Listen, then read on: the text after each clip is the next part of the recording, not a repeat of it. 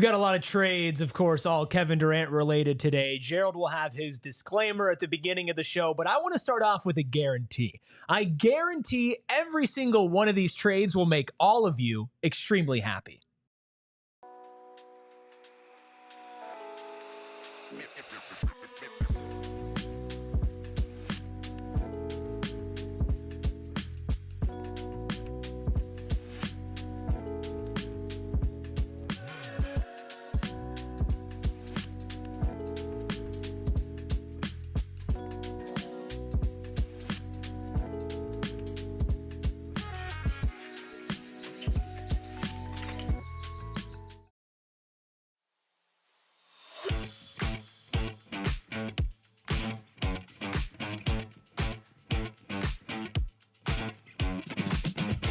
Psychos and sickos unite for the first Trade Machine Tuesday of the offseason. Of course, right here on PHNX Suns. I'm Erik. That's Steven, Gerald, and the mustache behind the Mac is back. Shane Diefenbach pushing the buttons, beeping and booping.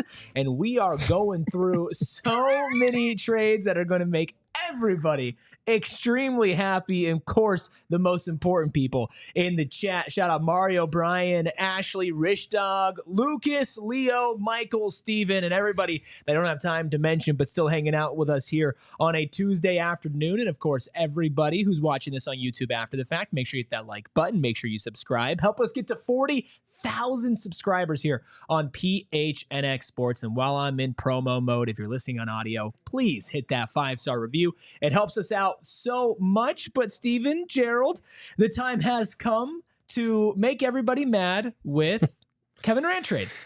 Yeah, so my disclaimer off the top, none of this is what I want to happen. None of my trades ever are, because I respect that a lot of these athletes that I cover have lives and families and want to be in here in Phoenix and don't want to be traded somewhere that they have no control over. The good news for Kevin Durant is that he will probably have some say. Most of the reporting has been that he and the Suns are going to work together on a potential trade, which would be beneficial for both parties, especially for the Suns if KD has a wider wish list than just, one or two teams, something like that, because then you get a Jimmy Butler situation where you don't create much of a bidding war.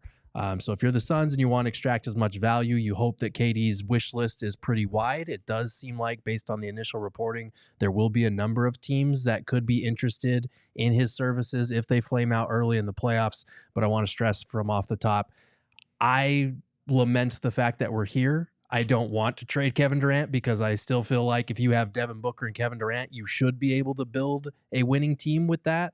But the Suns failed in that regard, and they're kind of handcuffed in terms of what they're able to do to create flexibility, to retool and ignite a new chapter of Suns basketball, because let's face it, the highest payroll in the NBA and missing the play-in, you got to try something different. So here we are, and that's why we're here to explore these hypothetical Kevin Durant trades. Yeah, I think I've made it rather obvious. I would rather not trade Kevin Durant if I was Matt Ishbia in the front office. I think the on-the-court reasons are obvious. I think more than anything, the connection with Devin Booker in a non-basketball manner is something that can be built around in terms of team chemistry, and naturally on the court, there might not be another superstar in the league that fits better next to Devin Booker or with him than KD. So I would rather not see him go, but if it is that he actually has to, that's what we're here to talk about today. Yeah, we have a lot of trades for you, but not all of them that Gerald cooked up. You can read every single one, the reasoning behind them, the numbers on how it all works out over at gophnx.com. But you got to be a diehard to read that article. But lucky you, there is a diehard sale going on right now. Gophnx.com/join. Become a diehard today for just $36. That's $3 a month. You get access to all the Trade Machine Tuesdays that Gerald will be putting together. Steven and I are going to be talking playoff basketball on Thursday morning for our diehards only, once all the game twos have commenced, and just breaking down what's going on in the NBA, plus so much more exclusive content, access to our diehard Discord, and of course, for all the sports that we cover here, not just Suns, free t-shirt, 20% discount to all events. This sale will not last forever, so get on it right now. Scan that QR code or go to gophnx.com/join. Become a diehard today for $36. Are we ready, gentlemen? I think so. Well, I think it's fitting to start with the Houston Rockets, which is a team that have been connected with KD for months now at this point. And given the recent offensive performance in game 1 against the Warriors, they might need a little bit more of a punch on that end. So let's start with one of 2 Rockets trades we'll be taking through today. This one, Gerald, nets the Suns another shooting guard. Yay! It does. Another guy who needs the ball in his hands, and Jalen Green is the centerpiece. Jabari Smith Jr., Tari Eason, and you get one of your first-round picks back, the 2025 pick from the Rockets, which, as of right now, is slated in with the 9th best odds at the number 1 pick. So this one is tough for me because I personally don't want anything to do with Jalen Green. I wrote about this at length in my article. It's not that I don't believe that he will never get better.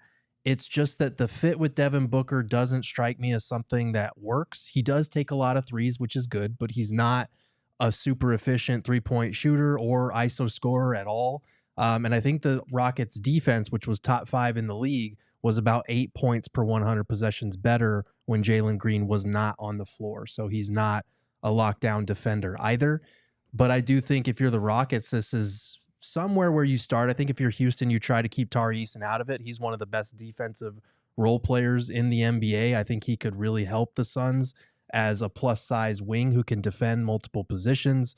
I like Jabari Smith as well. I don't think he's ever going to be, living up to his status as a number 3 overall pick. But he's a guy that will probably be in the league for a decade just because he has the fundamentals to shoot, even though the percentages aren't where they need to be, and he can defend. And then on top of that, you get your pick back. So initial thoughts on this opening trade offer here. Defense, and defense. Mm-hmm. Tyrese and 6'8" with a 7'2" wingspan is also plus in terms of weight, being able to guard up, but is fleet of foot enough to guard down. Jabari Smith Jr., 6'10" with a 7'1" wingspan, can do very much the same, can go and guard 5s at times via switches. You can cross-match with them. Ime Udoka has done all of that stuff with those 2 in particular on defense around Alfred Şengün to keep him from having direct access, granted, for opposing teams to go at him on defense. Mm-hmm. And they've done a great job in an evolved defensive scheme.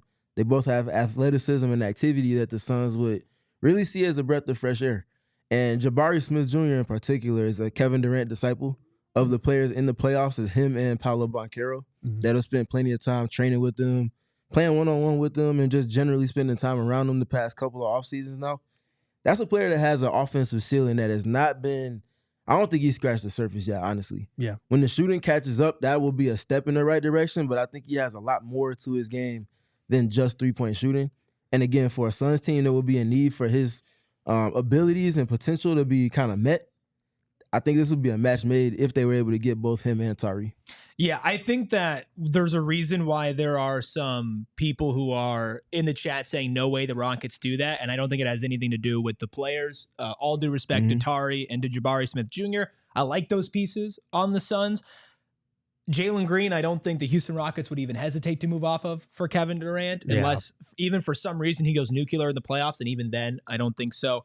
It's the 2025 first-round pick for Phoenix because there is a chance that ends up being the number 1 overall pick, or at least a top 5 pick, or a top 10 pick, and that could be very pivotal for a franchise in Houston who's trying to compete for the long term and has a younger core.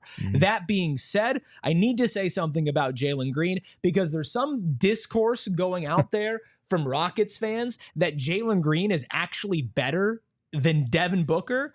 And that makes me want to throw up. Like, that is actually the worst take that I've ever heard in my entire life. Have they specified with what he's better at? Like, are they dating talking about older women? cooking? Maybe? Yes, could be that. Like, have they specified? Because that's the only thing one I can think of.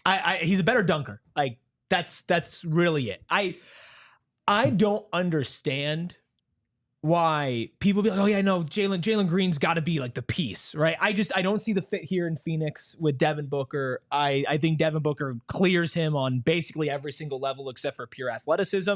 And I could see the Rockets easily moving on from him. But when it comes to this trade, honestly, I think that first round pick makes me want to say yes, but Jalen Green makes me want to say no. I'm like kind of right down the middle here with this one. You don't say no if you can get Eason and Jabari Smith Jr. I think I try to move Jalen Green after that. I don't think I want Jalen Green as a part of this team. But that deal is a template. You don't say no to that. Yeah. Because that's their grandfather deal in a sense. You don't get a better return than having both of those two included with the pick. Yeah, and like Green is 23 years old. He could get better, but I do think, and we'll cover 3-team because for this specific article, I just wanted to focus on straight up 2-team deals. We'll get into some crazier 3-team trades later on in the offseason. But I do think if you're the Suns, you try and find a third team that would be interested in Jalen Green if you can swing that. But this offer here, like if you can get your pick back and you can get Tyrese and Jabari, I think that's a pretty decent return with 2 younger players who can help you compete now. But yeah, that one's tough. I feel like for Houston, you're gonna wait until after the draft lottery, before you pull the trigger on any of these. And if it's a top 3 pick, I don't think they're trading it. Maybe if it's 2 or 3, they'd be open. If it's 1, surefire, no chance they're trading that for at least Kevin Durant. Yeah, I mean it depends. If it gives them more leverage, the more valuable that pick is, because then you can be like, take this pick and Fred VanVleet and go away, and that's kind of your offer. I don't know if it's a top 3 pick. I'd think about it, but I don't know. It depends on how crazy they are about the prospects that are in that range. Yeah, and Houston is coming from a place of negotiating power. Maybe they don't want to give up now players. Maybe they want to give up some more picks in the future. We do have another Rockets trade that kind of walks that balance for Houston. This one, Houston's giving up Dillon Brooks, Jabari Smith Jr., Reed Shepherd, and Espo's favorite player, Jock Landale, 2 first-round picks and 1 first-round pick swap. How are we feeling about this deal that includes Phoenix's 2025 first, 2027 first, and then a swap in 2029? This is the deal that you get all of your picks back. You get your picks back in 2025, you get your pick back in 2027, and you get the pick swap back in 2029. Obviously, the players returning are really not anything to be too excited about. I do like Jabari Smith. And I like Dillon Brooks because when you listen to the Suns talk about we want to be a gritty franchise, we want to carve out an identity that's built on defense, Dillon Brooks is one of the guys that you probably should picture. He's an irritant. His contract is a little bit bigger than I think a lot of people were expecting, but he's been good for Houston, and the Suns want to establish a new culture, a new identity. Brooks is the type of guy that you would want. Reed Shepherd really hasn't done much, even though he balled out in Summer League. Jock Landale, we love Jock on the program, but he's a backup big at this point. So it's really based on getting those picks back. Yeah, the picks are obviously the most valuable here. I think this is the Houston did not make it out of the first round and potentially lost in 5 games or less. And in that fashion, they hit the big red button with the pick compensation. Yeah, I do think Dillon Brooks will be good. I know he gets a lot of attention for the antics that he gets into, but those play a mental impact over the course of games and potential series, which we'll see more of in this series going on with the Warriors. But also his 3-point shooting is very, very reliable, very good. It's been efficient. And also I believe in addition to making a career high in threes, he also got to the free throw line at a career high rate this season too. So he finds creative ways to put pressure on the rim, can be a connector, can play out of the post. 3-level dynamics that would be valuable for the Suns. I think this trade is less likely than the first trade. However, I would do this in a heartbeat if I could. Just because you're getting some win-now players. I think Dillon Brooks is great for this culture that you're trying to set, this culture that Matt Ishbia said that he wants to bring, the Pittsburgh Steelers, which Gerald, I know you loved when he said that. I did. And what about me? You didn't say anything about Ravens. You could have chose a purple team that has more winning involved with that culture that's established. I don't know about more winning. Here nor there. Count the rings, but what about recently? Gentlemen, recently, not on Trade Machine Tuesday. Okay, not on Trade Machine Tuesday. We'll save that for the middle of July when we got nothing going on. You guys can battle it out. Ravens Steelers. Reed Shepherd, I also like Reed Shepherd from the fact that you're taking a shot on a young guard who does have the pedigree there. I don't know exactly how good he's going to be in the NBA, but I don't think his story is anywhere close to being written. And then you've got Jabari Smith, who kind of walks that middle ground between player that you kind of know what you can get from him, but still has some upside and some potential. That fits alongside Devin Booker, who you're trying to build your team around if Kevin Durant does get traded. Leo with a $4.99 super chat. Thank you so much for being here every day. Leo says, how about my crazy trade? Bucks get Fred VanVleet, Tari, Whitmore, and picks. Rockets get KD. Suns get Dame time and a pick. That's your we are still trying to compete, and I don't know about that one. Yeah, if it's just Dame coming to Phoenix and no picks, I think he said Dame and a pick. Oh, and a pick? Okay. But I don't know what pick that would be. Yeah, I'll check and see if that actually works. Let me That's an interesting one. I like you thinking outside the box and putting in the work to construct it. We implore for everybody to do that, so we appreciate you seeing it. We appreciate seeing you do it, rather. But I don't know if that one makes the most sense for what the Suns are trying to get to in terms of adding around Devin Booker with youth, for one. Yeah. And also athleticism and defense. Yeah, I like Damian Lillard as a player overall, but for what the Suns need right now, I am good on that. But we have so much more. Oh, go ahead. What's up? If you got to control the show, we can come back to No, please go ahead. So in the event that we see the Suns do the trade that we just got done speaking to, as far as with the Rockets, the picks involved. How many of those picks do they keep? How many do they end up flipping? So we're talking this year's first. Yes. 2027 first and 2029 first round pick swap. I think that 2029 pick is probably gone. I think you're keeping 25 and 27. As in the 29 pick is going to be attached to Beal, you think? I think that you'll use that, probably use to get off that. You might have to use the 2027 first round pick. I don't think 2025 is going anywhere if they get that back. Yeah, I think you kind of have to keep it. I did check that super chat trade that Leo sent in. It does work financially. There you go, Leo. Attaboy, Leo. There you go. Well, maybe Leo needs to run Trade Machine Tuesday. No offense, Gerald. I told you we're saving the 3-team trades. I know. We'll get to the crazy ones. Maybe we'll talk about that a little bit more at a later moment. But we have so many more 2-team trades and a couple of 3-team deals sprinkled in there throughout the show. We're talking the Thunder, the Spurs, the Knicks, the Timberwolves, and we're going to get to all of that right after this break. I was driving in today and I felt so cool. And I felt cool because I was wearing my Shady Rays, and I know it's impossible to survive a sunny summer here in Arizona without my Shady Rays. Now, there was a time in my life before Shady Rays was a part of it, and let me tell you, I do not look back on that version of Erik Ruby with envy, because he was not wearing crisp, clear, independent, polarized sunglasses that had great optics and that looked great on me. Absolutely not. But now, I am doing that. And not just me, but so many people, including the over 300,000 people who have rated Shady Rays 5 stars. And of course, they have so many different options, whether you're going outside, you're skiing and you're snowboarding, which isn't happening in the summer, but maybe you're going on a hike. Maybe you're going up to Sedona to escape the heat and you need to protect your eyes. Or sometimes I sit in a podcast studio and these lights, well, they hurt my eyes and I got to wear my Shady Rays as well. But for PHNX Suns viewers and listeners, go to shadyrays.com. Save 35%. Wow.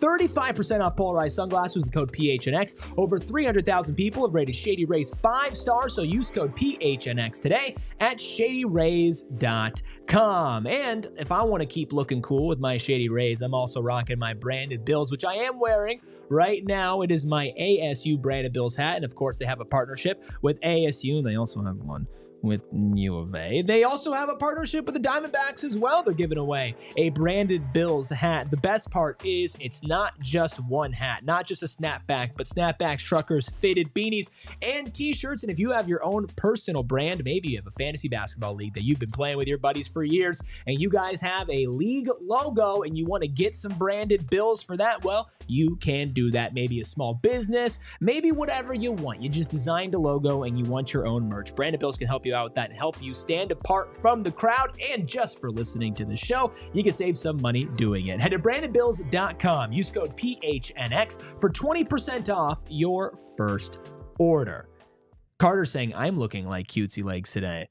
Get ready for legs season, boys. It's gonna get 125 degrees outside. It's going shorts only. Yeah, but this office is cold. Yeah, no, but you still gotta. Not now. Yeah, it is. It's kind of chilly. Yeah. It's a little chilly in here. No. Yes. No. Gerald's dead serious about this. In the evenings, it's been very cold here. Well, that doesn't count. Or I'm sorry, not cold, very warm. That doesn't count. Well, we're not here in the evenings anymore. Not we're anymore. not covering any playoff basketball. We're not here at night, Gerald. Now I'm just sad all over again. No, we're not covering playoff You guys basketball. remember that Torrey Craig dunk against the Nuggets? Yes. We talked about Come it. on, man. Come on, man.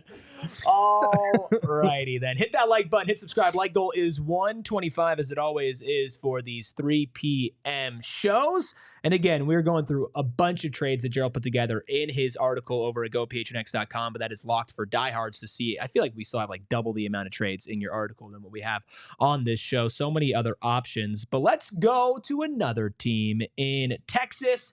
The San Antonio Spurs sending Harrison Barnes, Keldon Johnson, Jeremy Sochan, and 3 first-round picks. Those first-round picks being a 2025 first-round pick via Atlanta, a 2027 first-round pick via Atlanta, and their own 2029 first-round pick. In exchange, the Spurs would be pairing Kevin Durant on with Victor Wembanyama and their young core. Yes or no from a Suns perspective, Steven, on this trade with the Spurs? Getting the picks is obviously most valued in this trade. So, yes, automatically off of the strength of that alone, you have 2 players that can help chip in with the direction you're headed now, and Sochan and Johnson. They check off those boxes. They are players that you also have to invest in with your skill development program. Harrison Barnes is a swap in terms of age for KD. So that is what it is, but at least he's been able to space the floor extremely well this past season and give you a little bit of versatility in terms of veteran leadership. So for me, if I'm the Suns, you better be offering me 3 first-round picks because the collection of players I'm getting in return is nowhere near good enough for me. Like Harrison Barnes, he's a $19 million expiring contract, so that will help you next summer when his money comes off the books. And he's a player that you can plug into your rotation now, decent veteran 2-way player who can play the 3 or the 4, depending on where you need him. Keldon Johnson, he's a flawed wrecking ball, but he can be fun. He's also kind of regressed a little bit over the last few years as his role has been dialed back. And then Jeremy Sochan, he's a decent defender, but he still can't shoot. He's still much younger though. Keldon Johnson, I think, is 25. Sochan is only like 21. So he's still got room to grow. But if I'm the Suns, I'm looking at those picks as saying, okay, you got to justify this. If you're not going to include Devin Vassell in any package, which I went through some packages that include Vassell in the article, and if you're not going to include Stephon Castle, who was off limits in the De'Aaron Fox trade negotiations, you better be making up for it somehow. And so the 3 first-round picks were kind of the only way that made sense. By the way, that pick, the 2025 Atlanta pick, came in at 14. So you'd be getting a lottery pick, the 14th pick in this year's draft. And then you're banking on Atlanta not being great. They're perennially around that play-in spot. But a couple of years from now, they might have moved on from Trae Young. You don't know if they're going to be full youth movement. So you're playing a little gambling game with there. Can we throw Chris Paul in? I mean, as player coach, player coach Chris Paul was would be amazing. Free agent, but give me player coach Chris Paul. Yeah. Sure. I mean, I like Sochan as a player, just in a vacuum. I think his fit next to Devin Booker would be interesting as somebody who's been put in an interesting position in San Antonio, running point guard for a little bit, and obviously that has scaled back with Chris Paul and of course the other talent, Stephon Castle, being in there as well. I don't love this trade. This feels like to me we struck out going big fish hunting with the Houstons, maybe even with the New Yorks of the world who aren't as desperate, because San Antonio is not negotiating from a desperate place here. No. I think the only thing that would make them desperate is if the medical reports they get back from Wemby suggest that maybe this would be more of a concern and that you only have a couple of years with him possibly, but I don't see that happening. So I don't love this trade. But if this ended up being the trade, I could talk myself into it because of Sochan specifically and the draft picks. But I would say I'm a no unless this is really your only option. Yeah, if I'm the Suns, I'm pushing for Vassell or Castle. And even honestly with Vassell, the fit with Devin Booker is not necessarily perfect. They've tried to run him at point in San Antonio at times, and the results have been pretty mixed over there. So you're kind of, I'm sure a lot of Suns fans are cringing when they hear the term overlapping skill sets after the way the Beal thing worked out.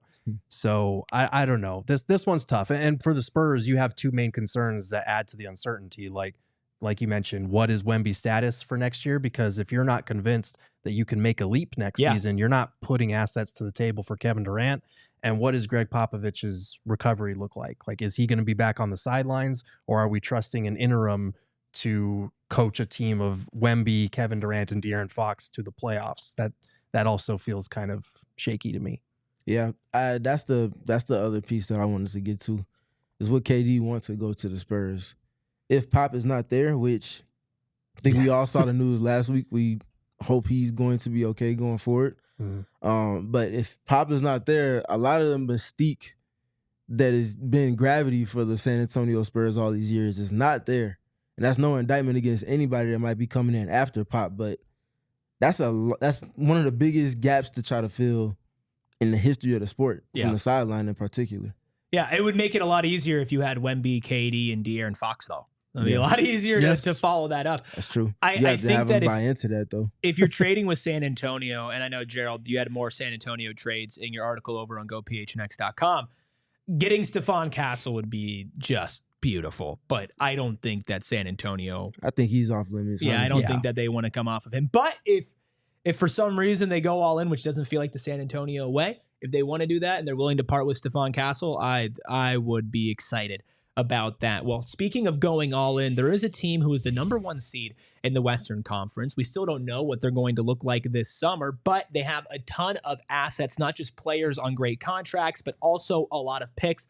Let's talk about the Oklahoma City Thunder. Gerald, can you run me through this first trade here between Kevin Durant's old team and Kevin Durant's current team? Yeah, the possibilities are endless, and the Thunder, even if they get upset in the second round, I think we can all agree it's not happening in the first round, but let's say they go home in the second round. It's absolutely a catastrophic end to their season. They still have youth. They can still run it back. They're still dealing from a position of power. They're not giving you Shea. They're not giving you Jalen Williams, and they're not giving you Chet Holmgren. So what do you have left? A lot of different solid role players and a lot of first-round picks. So this one would be Isaiah Hartenstein, who's one of the more underrated centers in the league, Isaiah Joe, who's a good shooter, Cason Wallace, Jalen Williams, who's a stretch 5, a little bit undersized, and then 2 first-round picks in the process. For me, this doesn't move the needle enough, even though you are getting a lot younger. You are getting a lot of capable guys who defend. I think Hartenstein would really fill that center spot well. But yeah, I think I would probably be pushing for a different package if I'm the Suns and I'm talking to OKC. Yeah, and that's the center, Jalen Williams. Yes. By the way, that 2025 first-round pick, Steven, comes via Miami, which is slotted in at the 20th pick. So a decent pick, better than what you have right now, but no lottery pick. And then Denver's pick in 2027. So you don't know what Denver's going to be like. If they still have Nikola Jokic, which we're all assuming they do, we don't expect them to be anywhere near the lottery. What do you say to the first OKC trade we're looking at today? I think that one's great if it's coming in succession with the grandfather offer, which we'll get to, being said no from the OKC side. If that's your consolation prize, and I say consolation in air quotations because you're getting all of that youthful talent plus Isaiah Hartenstein. Yeah. That dude is so good. Everything you're seeing from Ivica Zubac with the Clippers, Isaiah Hartenstein is more than capable of, and he adds even more versatility than that in a similar stature. So I actually really like this trade. Okay. You know, it just has to be after the. Well, there's a bigger Thunder offer that's in Gerald's article that we're not going to get to. The next one actually has less players, but has a more established player in there that we'll get to. But Hartenstein, I like Isaiah Joe as a guard off the bench that could just bomb away threes in the modern NBA will definitely help this team. I like Cason Wallace as a prospect as well, like a very young guy who can be a wing defender and who can play next to Devin Booker as well, which is the most important thing. And then you're really solidifying your center depth because I think Jalen Williams can play. You know, he could be a little bit of a stretch big for you. I don't think he's the best center in the world, but that's why you get Hartenstein in this trade. The Miami pick is kind of trash. You know, 20 is great, and I think with this scouting department and what they've done with picks, I don't hate it. But when you look at some of these other offers that we've looked at, and we're talking, potential lottery picks, our own pick this year, that pick doesn't move me, and the 2027 Denver pick doesn't move me either. There is another Thunder trade that we have, Steven, that has the same picks, 2025 first round via Miami, 2027 first round via Denver, but some different players. So it's Isaiah Hartenstein and Cason Wallace. That's the same. But instead of Isaiah Joe and Jalen Williams, you replace that salary with Lou Dort, Arizona State Sun Devil legend, Shane going crazy behind the Mac. Do you like this trade better or worse? So basically you're swapping out Isaiah Joe and Jalen Williams for Lou Dort. I'll preface with, for everybody saying that we're overvaluing KD and things like that, you recognize they still have to match his salary. right to make a trade happen. Yes. So you have to put together multiple contracts because there are only few players that make that same amount of money that KD does. That being said, though, this is the one that I'm speaking to. The lens I'm looking at it with OKC with, this is the one that I would be hoping for if I was the Suns. Cason Wallace, 6'2", 6'9" wingspan, top 7 point of attack defender per defensive impact stats from this past season. 22 years old, 21 years old. Young. So checking off all of those boxes gives you a point of attack defender that can play on the same age spectrum as Ryan Dunn, but that also doesn't overlap with him. And they can play complementary on that end of the floor. Also shoots 35% from 3 off of movement. So gives you a lot of different things to play with around Devin Booker and with the other rookies from the Suns. Lou Dort speaks for himself. I don't need to go into that. Should be all defense team in the next couple of weeks. We'll hear about that. And then Isaiah Hartenstein, we just got done speaking at length about him. No different with him as well. This would be a phenomenal return if you're the Suns. We talked about Hartenstein. He's an underrated passer on top of all the other things we've talked about defensively, the offensive rebounding. Lou Dort is an all-defensive team candidate, and putting him and Ryan Dunn next to Devin Booker would be awesome. Cason Wallace, I like him. You get 2 first-round picks as well. And 2 first-round picks sounds like a lot, but the Thunder have a mountain of those. Yeah. So that's not an issue. They're not great picks. They're not great picks either. And look, we covered this off the top, but we are operating in a scenario here where the Suns have created something of a bidding war. So you can think that we're overvaluing KD. That's fine. Maybe we are. But I'm sorry, you can't look anyone in the face in the NBA space anymore and say that things are impossible because we just saw the dumbest trade in NBA history with Luka Doncic. So for everyone who's coming in here all arrogant, like, oh no, that's not going to happen. Okay, we said the same thing about Luka and it still happened. So anything can happen in this league. We're trying to give you guys a range of what these deals might look like, more or less 1 or 2 picks off. Like, things can change. Beauty's in the eye of the beholder. Like, Nico Harrison loved Anthony Davis, and so he gave up arguably the face of their franchise after Dirk for Anthony Davis at age 30-something. And I will remind you, everybody said the same thing about when the Suns were going to trade for Kevin Durant. Like, oh, they're not going to give up all that for Kevin Durant. Look at how much they gave up for Kevin Durant. It is entirely possible. And he's still playing well on an individual level, too. He hasn't just flamed out, Steven. And they said the same thing about his age, and they said the same thing about him coming off an injury when the Suns made that trade for him. So, yeah. Well, stay tuned, man. Just buckle up and be easy. I can't help but smile during this transition. What if I told you that the Phoenix Suns could trade Kevin Durant for a certified Hall of Famer, but you might not like who it is? I'll tell you about that right after this break. After I tell you this next trade, you might want to pop some Pure edibles. Of course, not only do they taste delicious, aka these edibles don't taste like weed, but they also work. But they work with you, not against you. And if you've taken edibles before, you know exactly what I'm saying.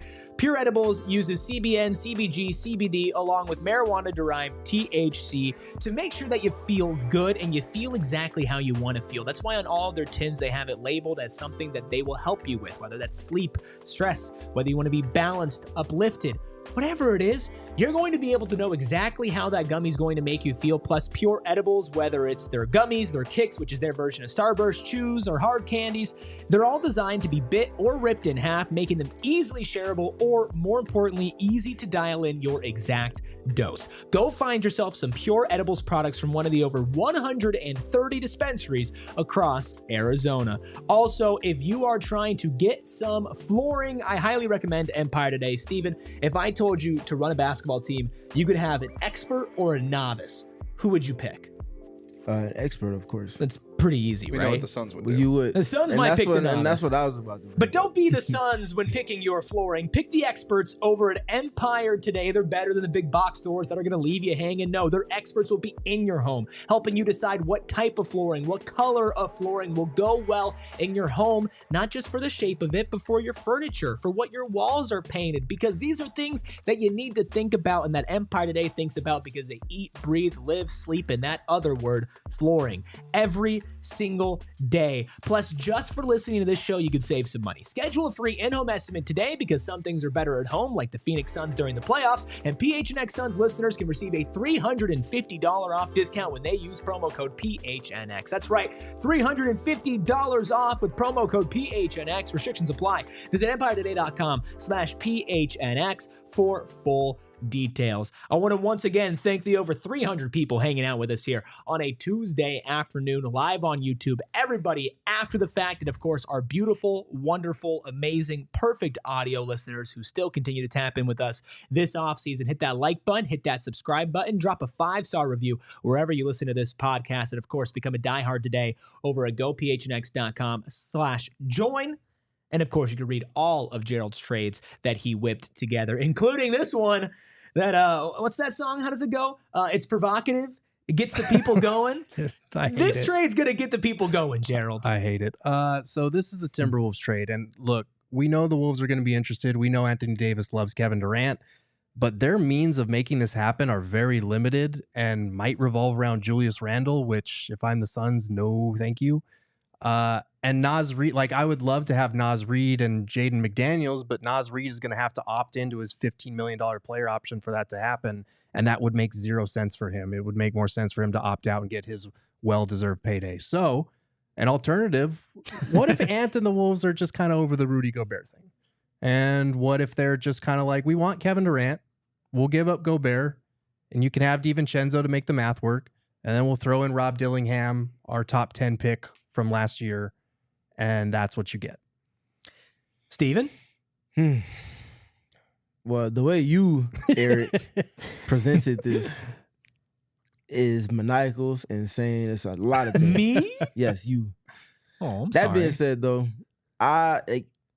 if KD chooses to go to Minnesota, and obviously Minnesota's willing to give up whatever because they don't have much to give up, and they're just retooling their roster to continue to contend in a different context, you don't really have a choice. And that's going to be a tough bullet to bite with the Gobert age and the contract. And those are dynamics that I'm sure we'll get to even more in a little bit, but that's tough. The chat's asking for picks with this. I don't know how possible that would be. I don't know Minnesota's pick situation off the top of my head. They have one pick to offer, and it is not a good pick. So you are looking at kind of a rough situation there. So Teddy, if you have a chance to get KD, you figure everything else out after that. Naz Reid would be playing center. It's That's Detroit. if he's coming back, though. So the only pick that Minnesota can trade, thanks to the Rudy Gobert trade, is the pick that they are owed from Detroit this year, which is number 17. So that's the only first-round pick that they could offer. So, oh god, this is so gross. It's disgusting. So I'm about to say something I don't want to say, but I'm going to play devil's advocate here. Okay. Let's explore why trading for Rudy Gobert might actually be a good thing for the Suns. Okay. Oh god, I hate it. Let's do it. So, Rudy Gobert would be the best center in Suns history. Maybe besides Alvin Adams. Like, Rudy Gobert is a 4-time defensive player of the year. Now, listen, I don't like Rudy Gobert. I want to make that abundantly clear. However, if you want a defensive identity, Rudy Gobert will give you a defensive identity. I can't even do this with a straight face. You're doing it. He would be able to play alongside Devin Booker, obviously a center and a guard. And Dante DiVincenzo is an elite three-point shooter, is a wing, which is something that the Suns still need. Somebody who has proven that he can play in the postseason, which the Suns would need if you're making this trade. You're still trying to compete. And then you're taking a shot on Rob Dillingham, a young guard that could probably come off the bench for you and try to make something happen. I think Rudy Gobert is better than people give him credit for because of the online discourse, which I do find absolutely hilarious, and he has brought upon himself in so many different ways. But Steven, he's walking into the Hall of Fame. He has 4 Defensive Player of the Years. He has his limitations, but at the same time, he's a good basketball player for what he is. And for what he is, he would have a place in this new identity the Phoenix Suns are trying to create. You say you want a center that has roll gravity. You find few in the history of the league that have more than Rudy Gobert provides. You say you want someone that provides vertical spacing. You find few centers in the history of the league that provide that in the ways in which Rudy Gobert can do so. talk about the defensive side, you already spoke at great length about the defensive anchorship. I also want to point to the rebounding dynamic. His presence on the boards and just his general presence on the court and the way that impacts the decisions of everybody else in terms of whether they're looking to score or pass, and the way it puts everybody else in position to be successful. There's residual effect from that most can't really even present in terms of comparing to his impact on the game. You can do a lot worse than Rudy Gobert at your center, even at his age. And I think that part needs to be included with everybody that's kind of looking at this as a potential trade. Yeah, I mean, look, Gobert is one of the greatest defenders of all time. I do have major concerns. Like, aside from the obvious of, does Minnesota want to do this? I think they kind of would, because they want to get out of what they owe Gobert still. It hasn't worked out. They got worse this year. That's mostly because of the cat trade, and that's their own fault. But I worry about the fact that he's 32 years old. Yep. I worry. The money is not terrible. He's making around $30 million, and I think he has a player option for $38 million in like 2027, and that's his final year.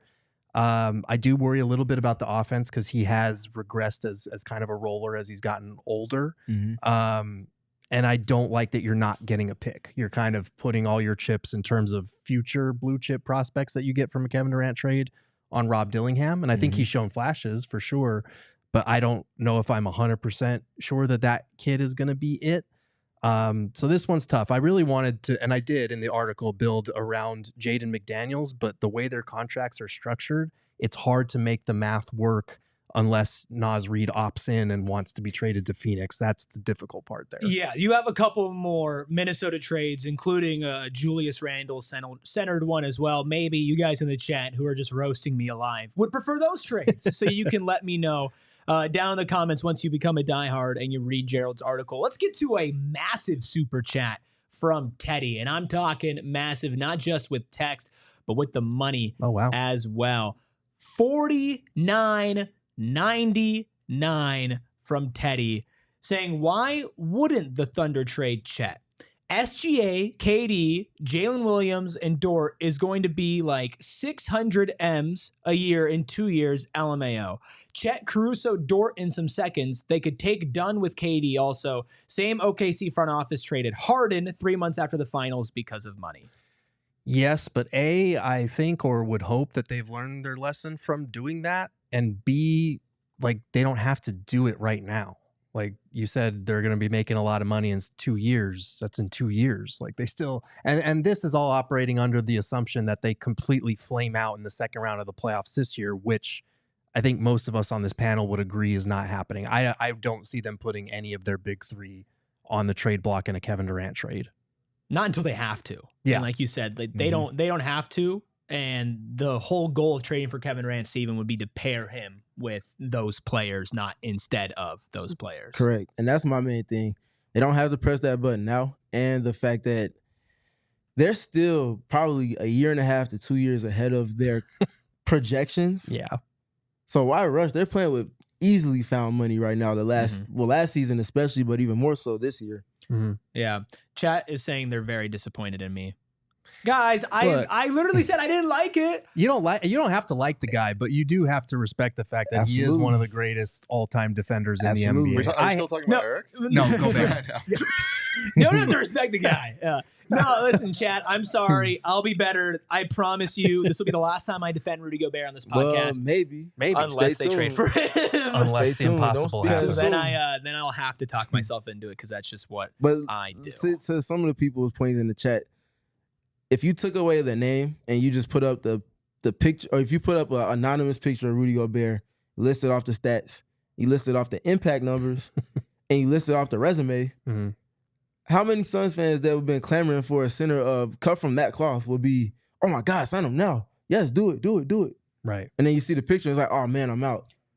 That's why you have to look at it the right way. I know yes, I understand everything that comes with that, but at the same time, dude's an impact player. I think we need to adjust our mindset this summer, especially if the Suns are able to live. If the Suns are able to live up to all the stuff they're talking about, establishing a gritty defensive identity and maybe passing over more talented players to get guys that fit better, like over the last couple of years, we've gotten used to big name moves and flashy superstar trades, and it hasn't worked out. So like we are not good enough to be turning our nose up at anybody that can help this team carve out a defensive identity, fit with Devin Booker, and help this team get back on the right track. If you don't agree that's Rudy Gobert, that's totally fine. That is worth debating. But I do think we got to readjust our mindset here, because a lot of the names we're going to be throwing out are not going to be sexy names. They're just not. Counterpoint on Rudy Gobert. Not the mic. Yeah, if you didn't know that wasn't audio and you just had to adjust your headphones, just touch his microphone. You know, just leave those mics just alone. an ode to Sochan. Boom. Okay. Oh no. It's funny when somebody types it. You can't do that. You can't do that. Maybe you'll like the trades we have for you up next, including a former fan favorite. We're going to get into those, and we'll talk a little playoff basketball right after our final break. If you are looking to buy a house, why not take a guarantee? That guarantee coming from, of course, no one else but the Carol Royce team. She has an 18-month buyback guarantee where you can buy with peace of mind. It's a big decision, Gerald. You've bought a house. I have. What if I told you that when you bought that house, you didn't like it? That would have been terrible. Right. You move in, it's like 6-7 months in. The things that you thought weren't going to be a big deal, well, they ended up being a big deal. That's brutal for me. Well, if you bought your house with Carol Royce, you can go back to her and be like, hey, Carol, can you buy it back? And she would go, oh, is it within 18 months? Yes, I will buy that back. And now you can go purchase a home that you feel like would be better for you and that you would fit in. That is a Carol Royce guarantee. And maybe you're looking to move, but you need to sell first. Buy one of Carol's homes and she'll buy yours for cash. It's just that easy. If you're ready to find your dream home, there's no other option. Take the next step by calling Carol Royce at 480-776-5231. Once again, 480-776-5231, or visit Carol online at carolroyceteam.com and tell them PHNX sent you. That's carolroyceteam.com. Terms and conditions do apply. And when you buy your home, extend your outdoor living space with all pro shade concepts. You can choose from hundreds of designs and colors to match any home. And of course, they'll work with your pesky HOA for approvals. But beyond the colors, beyond the material, it's the impact of installing with all pro shade concepts. You can keep your patio up to 20 degrees cooler in the shade over the summer, and that makes a big difference. Also makes a big difference when you can trust who's doing it. Voted #1 by Ranking Arizona for patio shades in 2024, an A+ Better Business Bureau ranking, and of course, over 1,000 5-star reviews on Google. In business for the last 20 years in the Valley. Started making window shades by hand for friends and family. Now they're one of the largest installers of patio roll-down shades and motorized awnings in the Valley. Licensed, bonded, and insured. Call 623-204-1476 or visit allproshadeconcepts.com right now to schedule your free estimate. Is chat behaving themselves? I saw you laughing. Not at all. I wasn't looking. I was in ad read mode. Yeah, you got them on fire. We got some Carol Royce, Brad Beal jokes. We Brian. We got a lot of stuff going on. I appreciate our chat. You guys are amazing. Hit that like button for yourselves. Some of the best you deserve it. Profile pictures, I would say, this chat. Only second to the Cardinals. If you haven't seen what the Cardinals chat does, it's just a bunch of Bo and Johnny. It's fantastic. So this is my challenge for you guys. Next time I produce the show, well, actually, that's going to be tomorrow. And then maybe by next week, I want more pictures of Erik, Steven, and Gerald. Okay. We used to have a couple people in here that had unflattering images of me as their profile pics. But Girth Jr.? Girth Jr. was there for a while. Loved the ice cream cone picture. I think it was it looked like a low take. I think it was a deep fried Twix, I think, or no, Snickers. No free ads. Completely. No free ads at all. Anyway, let's go. A candy bar. Well, generic candy bar. This is a name that we have heard quite a bit of chatter with, a team that we've heard quite a bit of chatter. It's former Suns fan favorite Mikal Bridges coming back to Phoenix from the New York Knicks, along with Mitchell Robinson and 4 second-round picks in 2025, 2026, 2027, and 2028. In exchange, the New York Knicks finally get their big fish, Kevin Durant, to New York. And in this 3-team trade to make the money work, the Nets receive Josh Hart. Steven, Mikal Bridges, Mitchell Robinson, 4 second-round picks. Yes or no for Kevin Durant? Yeah. 4 second-round picks is not enough. Gross. My Kendrick Lamar voice. It's not enough. And I mean that unapologetically. Yeah, especially you add on top of that Mitchell Robinson's lack of availability. Mm-hmm.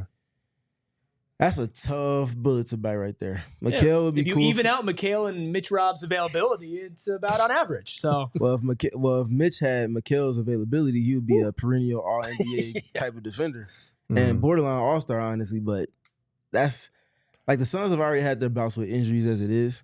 Bringing back Mikal would be cool for the vibes. I'm sure he'll be better than a lot of people have said in our chat and in discourse on Twitter the last couple of weeks. But I don't know about that one. Yeah. So the Knicks do not have a first-round pick to offer because they gave up the 5 for Mikal Bridges. So they don't. You can potentially do pick swaps like we saw the Suns do with the Wizards and some of the trades that they've made recently, but those are inherently less valuable. I look, people have been like labeling Mikal as this terrible player. He's not a terrible player. He's just not as good defensively as he was here. That's for sure, especially at the point of attack, which is kind of what the Suns could use a little bit more of. And the hitch is bad, but he's still averaging like 18 a game on 50% shooting. 35% from 3 is a little bit down from where it normally is, but he's not having like some terrible season. My concern would be how much are you going to pay him next summer when he becomes a free agent? Because if that next contract is way inflated, then that's a problem for me. And then on top of that, you're only getting 4 second-round picks because the Knicks don't have one to offer. And the Nets, if they're being involved in this trade and taking on Josh Hart, they're not going to give up a first-round pick for Josh Hart. So they would throw in 2 seconds. The Knicks would throw in 2 seconds because that's all they have to offer. That's kind of not enough in terms of the draft capital for me. So I agree with you. I think that the conversation has shifted on Mikal a lot. And I think part of that is because of expectations, a lack of offensive growth, not in the fact that he can't play well on offense, but just that when he went over to Brooklyn and he was carrying at the end of that season and he was averaging over 20 a game and you felt like, oh, first option Mikal Bridges is here, and that just hasn't carried over. That being said, I don't really want him back here. I think that it would be fun. I think he's going to look for a big contract. This is the guy that just went for 5 first-round picks. He's going to sell that he has a lot more value than what he was used for in New York when he was alongside other wings and other scoring options like Jalen Brunson, OG Anunoby, Karl Anthony Towns. I like him as a player. I really do. But not having that same step defensively as he had when he was here and he was top 2 defensive player of the year is a big selling point on the no for me. I wouldn't do this. 4 second-round picks, a center who's available for like 30% of the games, and a Mikal Bridges that hasn't continued this career trajectory that we expected him to be on. For the guy that you gave up that much for, I think there are plenty of other trades that we have talked about that I would do before this one. Gerald, what is Mikal's contract again? So he will be on an expiring about $25 million deal next season, and then he'll be a free agent in 2026. So the Suns will be getting a player that has a lot to prove if they want to cash in on another substantial payday. In addition to a completely different role than he played either with the Brooklyn Nets or with the New York Knicks, offensively and defensively. Offensively, he's 4th in the pecking order to OG, Jalen Brunson, and Karl Anthony Towns. Defensively, his matchups and the role that he's playing is a little different than normal, with Josh Hart being out there, spending time with them, as well as OG Anunoby. Things are very different for Mikal, and this is his very first season with the team that saw a lot of injuries over the course of the season. So his role was never consistent. Like, all these factors need to be brought into the context if you're evaluating a player that you might be potentially expecting to come into your team's context, what they could provide, and what type of motivating factors off the court might be in play. And I don't think there's a better time to get a player like Mikal, someone that's comfortable here, a familiar face, a season that was severely underwhelming that will help uplift spirits, make things fun again, someone that gets along with your franchise player. Also a player that's going to be betting on himself on the court and looking to cash in on that. That's a lot of... I feel you. There's a lot of context there that kind of align with someone being impactful. Again, I'm not anti Mikal Bridges back on the Suns. I'm anti that trade, and I think that if there was this deal that Steven, you actually cooked up in another 3-team deal with the Knicks and with Brooklyn, I would actually be a lot more in on bringing Mikal back because that defense that he might have lost a little bit, you're going to be gaining back at the center position with somebody who's more available. In this trade, the Suns received Mikal Bridges and Nick Claxton. That's it. No picks. Knicks received Kevin Durant, and the Nets received Josh Hart and Mitchell Robinson. Gerald, how do you feel about this trade? I like this one that Steven cooked up. For me, obviously if you're the Suns, you're getting Mikal Bridges, and for all the concerns with Bridges that we've gone through already, you're also getting a starting caliber center who's still young and has a lot of room for growth. And under contract for 3 years at $25.3 million a year. Right, under contract, a great defensive player. That would be a good get if you're the Suns from a player standpoint. Not getting any picks hurts, but if you're getting those two guys in return, that's pretty solid. For me, the issue that we would talk about is why would the Nets do this? Because, they're giving up the best player here, and they're getting a wing that they would probably wind up flipping, who's like 30 years old, and a center who barely ever plays. Like, unless you're attaching draft picks to that, it doesn't make sense. And all the Knicks would have to offer is seconds. Like, do the Suns throw in Kevin Durant and a first to get Mikal Bridges and Nick Claxton? I would not do that. Because then I don't like the deal as much. No, any throwing in picks from the Suns end in a Kevin Durant trade, it's going to take a lot more than Mikal and Nick Claxton to bring back in any scenario where that happens, Steven. Yeah. I just wanted to shine light on one of the big things that stood out to me this season. It might have happened indirectly, unintentionally, but having to rely so heavily on Oso Ighodaro for the change of pace dynamics that he brought, the skill, the change of speed with him in pick and roll, the short roll playmaking, the processing, all of the athleticism that he infused into the front court, and then defensively the switching, the ability to cross-match, the little bit of rim protection, the hand activity, all of those things and the templates and dynamics that he brought to the court get like a times 10 multiplier in a player that's only 25 years old, that's barely scratching the surface of his potential in Nick Claxton. Offensively, can do everything in an evolved fashion that the Suns will be looking to want from that position going forward outside of shooting threes. He's shooting like 70% from the rim for the last handful of seasons. And that's not just off of set a screen, roll to the basket, layup. These are soft touch floaters. These are self-created buckets off of drives, inverted pick and roll, cuts. Like, this is, if you're talking about them trying to play an evolved version of basketball, getting to a next level with that, Nick Claxton unlocks all of that stuff offensively and defensively. He can go and switch or just outright guard someone like Luka Doncic off rip, Trae Young off rip, and any player in between on that spectrum of players in addition to actual centers. And that's exactly what Jordy Fernandez has been doing the last 2 seasons now with Brooklyn.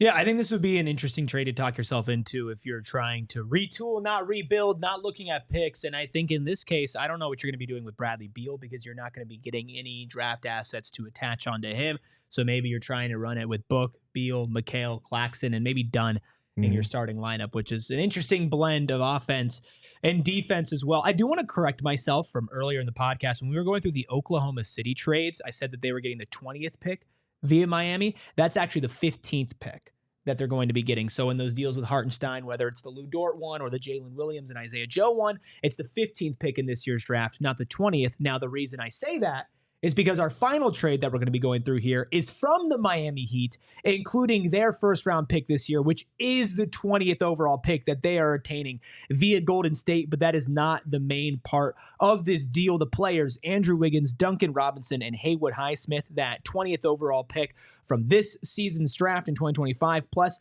Miami's own 2029 first-round pick and 2031 first-round pick. So current draft capital, some wings, and some picks down the line in the late 2020s and 2030s. Gerald, I don't love this trade, but for those who think we are overrating Kevin Durant's value, this feels like it falls in alignment with where they think it would be. Yeah, and I think it ties in with an answer to Ted Offensive's question in the chat. Do any of these trades make the Suns contenders or just more of a complete team? I don't think there is a Kevin Durant trade that is going to make the Suns contenders. Kevin Durant is a top 10, 15 player in the league, depending on how you look at him. If you're trading a guy like that away and you're doing it from a position of leverage, you're probably not going to be getting better immediately. Yeah, I agree as well. There's a tightrope that you have to walk. But if you're watching on TV, I want to remind you, the party always continues over at gophnx.com. And we all know what that means, baby. It's time for some overtime. That's right. Overtime here on PHNX Suns. Appreciate all of you. Hit that like button. Steven, Andrew Wiggins. So I because I did want to talk about the Heat trade because I know we had to say goodbye to our viewers bye there. TV viewers. This trade is gross to me. Obviously, you're getting 3 first-round picks, which is good. One of them in this year's draft from Golden State. The other 2 are 2029 and 2031, so they're a ways away. But man, Wiggins is fine. I think he's got another 1 or 2 years left on his deal. Duncan Robinson is an expiring contract, so that would help you with cap space for the next year. Haywood Highsmith is actually a player that I like. He's on a bargain contract, but for me, this is kind of like a worst case scenario type trade. Yeah, this one would be tough to see. The picks are obviously most valued here again. Andrew Wiggins with the Suns in 2025. What a world. And that's no disrespect to him, but just how the mighty have fallen. That's the type of vibe that gives me. I'll say it disrespectfully. Oh, he was good during the Warriors championship. He was their run, second best player a few years ago. Yeah, for sure. Andrew Wiggins, I think, is a fine player in this league. Yes, he has a role. He has a role, and that's the thing. You can't overstack his plate because we've seen what that kind of plays to, and has not been the player that was an X factor for the Golden State Warriors when they won a championship. He hasn't really reached that level in a sustained manner in quite some time, and for the Suns to have him come back in a Kevin Durant trade to where now he's the number 2 option, I don't know, man. That's tough. That would be a tough bullet to bite. But I think my saving grace for me personally with this trade is that I don't think KD will want to go to Miami. So I love that. I love the chat. But guys, they're not getting Khalil. No, that's not happening. Where's not happening? It's off limits. I also love the demanding nature they have. It give us Davion Mitchell like they're holding a gun. You guys were bashing us for the Suns having no leverage, and then we don't have Khalil Ware, and suddenly pick a lane. Pick like one. I said in the cold open, everybody's going to be happy today. We are going to wrap up trade talk here and quickly touch on some NBA playoffs, games that happened last night, predict the games that happened tonight. Before we do that, Steven, Gerald, final thoughts on a smorgasbord of trades that we went through here today. Yeah, go become a diehard. Go read the article. There's a lot more trades in there that range from maybe unrealistic to less flattering if you're the Suns. Because like we said, we're trying to create a spectrum of what to expect and what range these potential returns might fall in. And like we said off the top, the Suns need to work with KD and hope that he has a wider list of wish list teams, because if he doesn't, then that really hurts their leverage. If you're the Suns, you're hoping multiple teams are competing against each other to try and get Kevin Durant because they flamed out in the playoffs. That's the only situation where you start to get maybe a little bit more value than you would expect from Kevin Durant at age 36. But he still is a very good player. And like we said, a lot of people, when the Nets were going to trade Kevin Durant, thought there was no way they were going to get anything of value for him either. And yes, the Suns were the ones that gave them plenty of value, but there are lots of dumb teams in the league. So just saying. Again, for me, I would rather the Suns go for it with Kevin Durant still on the roster. Yeah. And I will also say again that I'm hoping that if in the event that he does have to be traded, it comes after a Bradley Beal trade, because then you have more clarity as far as what exactly you're working with in terms of talent, what you might have to get in return, and maybe potentially if you get things that you don't desire in return, can then be immediately flipped so they don't have to spend time on your books. I just feel like that makes the most sense. First step was the head coach decision. They made that promptly. The next step, in my opinion, should be the Bradley Beal trade. So if that happens, you get things back in return. Maybe something that you see of value that another team might not. That might make it facilitating a Durant trade, a little easier, or it might just help with building around a roster with Durant and Booker at the top still. Yeah, before I get to my final thoughts, I want to read another super chat from Teddy dropping bucks today. Teddy499 says, if you're the Suns and you're trading KD to Miami, why not just take Rozier and Robinson's expirings plus the picks? Clean books in 2026. Like I said, there's lots of trades in the article. We did not go through them all because then I would be giving the article away for free. Also, clean books is not something that Terry Rozier is known for. That's crazy. But that is a valid point in terms of the expiring. But man, just 3 picks and expiring contracts for KD is tough. That would be sad. And some of you in the chat feel like that's all the Suns would be able to get. But Of course, the Suns not in the playoffs. Before we get to that, I know. Before we get to that, my final thoughts. I want it written in the papers. I want it put out there that I was not glazing Rudy Gobert. Okay? I need that in writing. All right. Things I was not expecting you to say on this show, but here we are. Here we are. Here we are. Let's talk about some actual real fun basketball. If you're going to talk to me, please spell my name the right way. Stephen, Stephen. Preaching to the choir. Yes, I watched every game probably 3 or 4 times this season just for clarity purposes. So yeah. Say my name. Spell my name. Right. Okay. The playoffs. Mm-hmm. 2 games happened last night. 2 good games in 2 series ended up being tied 1-1 in the Western Conference. Apparently, we had the Clippers beat the Pacers. No, the Clippers actually beat the Nuggets. Finals? 105 to 102. Kawhi Leonard went crazy. I have the script. Yeah, clearly. It's Adam Silver's nightmare for the finals. If it's Clippers Pacers in the finals and that's the script, they need new writers. And then you have the Detroit Pistons being the New York Knicks 100-94. Both those series tied 1-1. Gerald, where would you like to start, West or East? Let's start West because, man, the Clippers, Steven, you mentioned this to some of our diehards in the Discord, but they are kind of the blueprint of how, if you're the Suns, you ideally would want to rebuild, because heading into the season, a lot of people were underwhelmed by them, were writing them off in the West, and a couple of us had said, we think this team could be a playoff team because of some of the additions that they made, defensive-minded guys, good fitting pieces.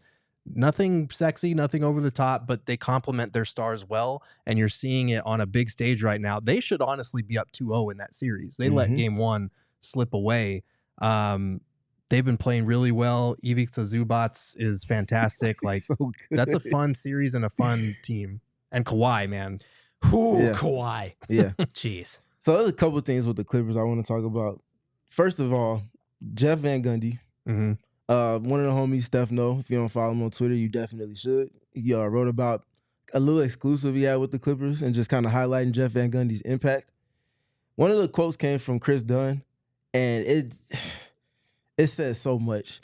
He said he gives you the answers to the test to where all you have to do is go out and execute based off of the principles that they establish via their daily habits. That's from an assistant coach. That is everything you want from your head coach in terms of getting a buy-in. You get that from your assistant coach in tandem with your head coach, who is Ty Lue, one of the best defensive coaches in the league. You're working with something. They have multiple players that an opposing team looks at as non-shooters. Chris Dunn, and in particular, in tandem with Chris Dunn, you look at who was I just thinking about? Derrick Jones. Derrick Jones Jr. Yes. So you look at those two in particular. Both of those two playing hefty minutes for the Clippers. That's not swaying Ty Lue's opinion on whether he's going to play them or not. They figure out ways to make it work, and then they implore them to do what they do best on the other end of the court, which brings value to the team. That's what a team is. It can't all just be offensive players or all defensive players. You figure out how to make the guys' strengths work for them, and then you figure out how to insulate the weaknesses on the other end. Yeah, I think this is going to shape up to probably be the best first-round series. I also think the series in the East has a contention with that. Detroit getting their first playoff win since what? 2010? 2008?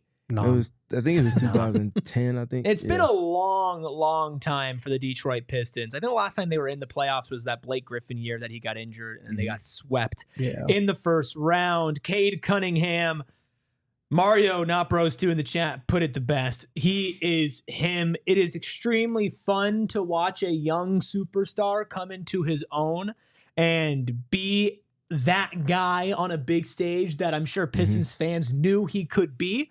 Not in the way that they played, but watching him go off, I had kind of flashbacks to also Devin Booker when he went into the playoffs, and a lot of people questioned his efficiency and what he was going to be able to do in his first playoff run, just stamping and certifying that it translates. I saw that in the same way with Cade. Detroit tied 1-1, Gerald. Such a fun series for a dynamic of reasons. It's a great time. Yeah, our producer Noah was thrilled, and rightfully so. It was validating to see, especially because the Pistons were terrible last year. They've been bad for a couple of years, and I feel like people have let that reflect on Cade, kind of similar to, like we were saying, Devin Booker early in his career as a good stats, bad team kind of guy.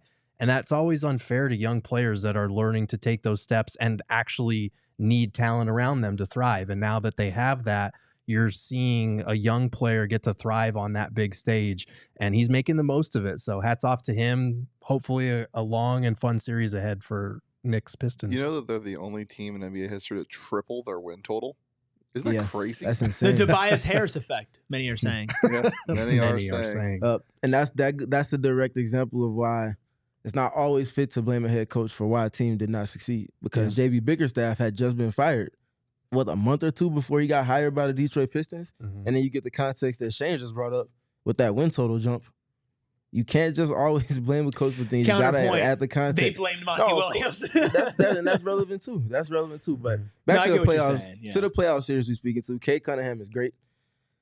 Tobias Harris, and it's not the offense I'm talking about. Who's guarding Karl Anthony Towns in that series? Tobias Harris. Intentionally.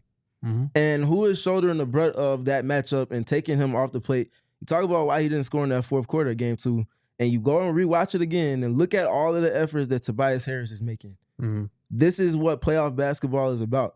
This is what an evolved attack to defense looks like. You would naturally think, okay, Jalen Durant's got to go guard him. Now we got to worry about protecting the basket. But then you put Tobias Harris there, like a lot of teams have done with the Knicks this season, put wings on Karl Anthony Towns, take away some of the spots he likes to get to, take away his three-point shooting. What more can he do if he can't put the ball on the deck and drive past somebody? The Knicks have to find an adjustment because opponents have been putting bigs on Josh Hart all season, and Josh Hart has not been able to make them pay. They have not been able to make them pay for that strategy, and Josh Hart hasn't been able to knock down shots. So, they have to find a way out of this, or this series could swing the Pistons' way pretty quickly. Rapid fire for tonight. Also, by the way, they won game 2 without Isaiah Stewart, by the way. That's their backup center that does a lot of the same stuff in a more physical manner than Jalen Durant does.